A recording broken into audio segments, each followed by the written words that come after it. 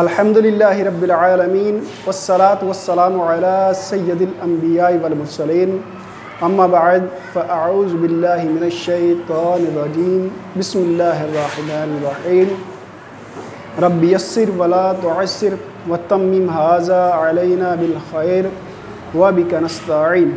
M اے Arabic کے عربی grammar کے لیکچرز کا سلسلہ ہم نے شروع کیا تھا۔ اس سے پہلے 2 لیکچرز ہو چکے تھے، اب تیسرا لیکچر ہے۔ آج کا لیکچر ہے مرکب توصیفی پر۔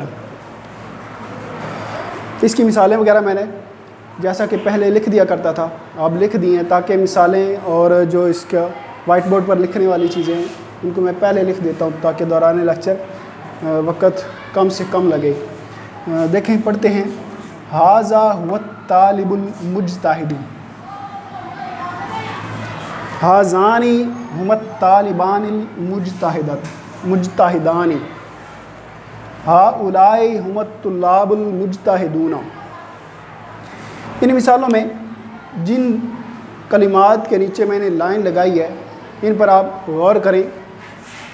الطالب المجتہد، اس میں جو کلمہ ہے الطالب، یہ معرفہ ہے اور مذکر ہے، تو اسی اعتبار سے جو دوسرا کلمہ ہے المجتہد، یہ بھی معرفہ اور مذکر ہے۔ الطالب یہ واحد ہے، المجتہد یہ کلمہ بھی اس کے مطابق واحد ذکر کیا ہے۔ الطالب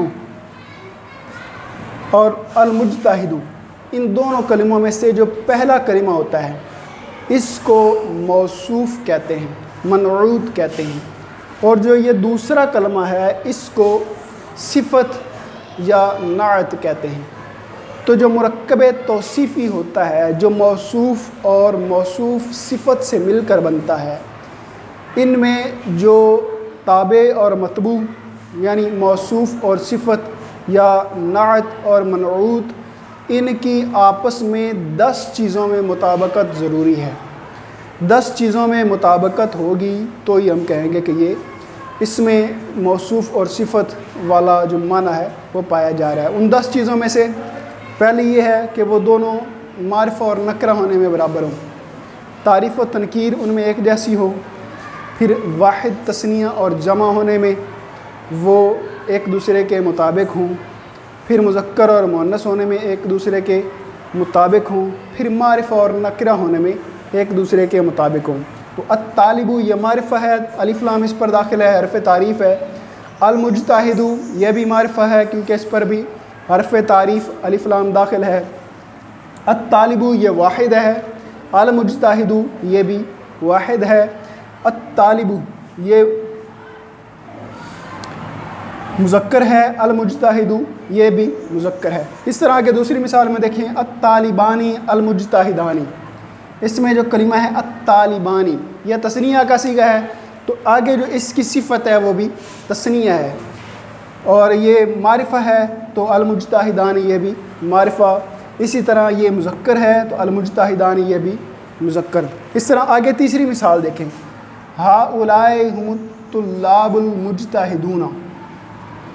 الطلاب یہ کلمہ معرفہ ہے اور جمع ہے، تو المجتہدون یہ بھی اس کے مطابق معرفہ اور جمع ہے۔ الطلاب یہ بھی معرفہ ہے اور المجتہدون یہ بھی معرفہ ہے۔ اسی طرح دوسری مثال میں دیکھیں جو دوسرا گروہ ہے، ان مثالوں میں ھذہ طالبۃ مجتہدۃ، اس میں جو یہ نکرہ کی مثالیں ہیں، پہلے والی گروپ میں جو معرفہ کی مثالیں تھیں، اس گروپ میں یہ نکرہ کی مثالیں ہیں۔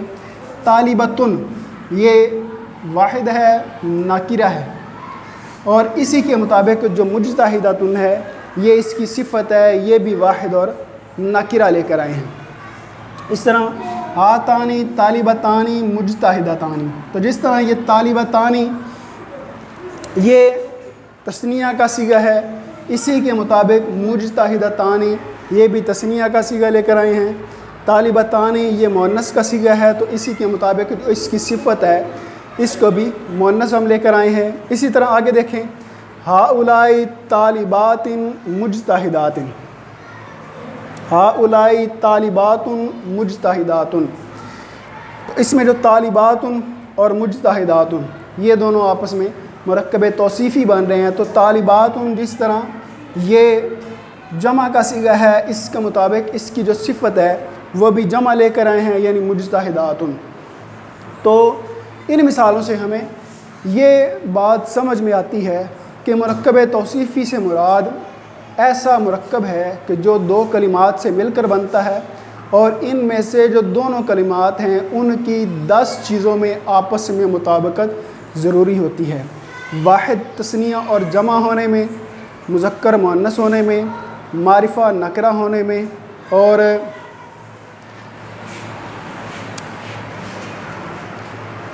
اعراب میں، یعنی مرفوع منصوب اور مجرور ہونے میں۔ تو ان 10 چیزوں میں آپس میں اس کی مطابقت ضروری ہوتی ہے۔ دیکھیں، المرکب التوصیفی ہوا عبارت عن کلمتین الثانیۃ تتبع الاولی فی الاعراب۔ مرکب توصیفی سے مراد وہ کلمہ ہے جو عبارت ہوتا ہے دو کلموں سے، اور الثانیۃ تتبع الاولی، جو دوسرا کلمہ ہے وہ پہلے کلمہ کے تابع ہوتا ہے، فی الاعراب، اعراب میں، یعنی ان دونوں کا اعراب ہوگا، پہلا اگر مرفوع ہے تو دوسرا بھی مرفوع ہوگا، پہلا منصوب ہے تو دوسرا بھی منصوب ہوگا، پہلا مجرور ہے تو دوسرا بھی مجرور ہوگا۔ پھر دوسری بات یہ ہے کہ تعریف تنکیر، یعنی اگر پہلا کلمہ معرفہ ہے تو دوسرا کلمہ بھی معرفہ ہوگا، پہلا کلمہ نکرہ ہے تو دوسرا کلمہ بھی نکرہ ہوگا۔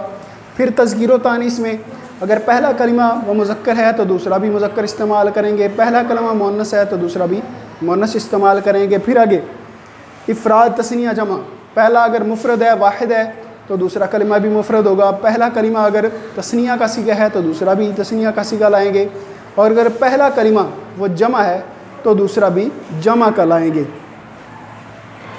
اب آگے یہ ہے کہ مرکب اضافی کا فائدہ کیا ہوتا ہے۔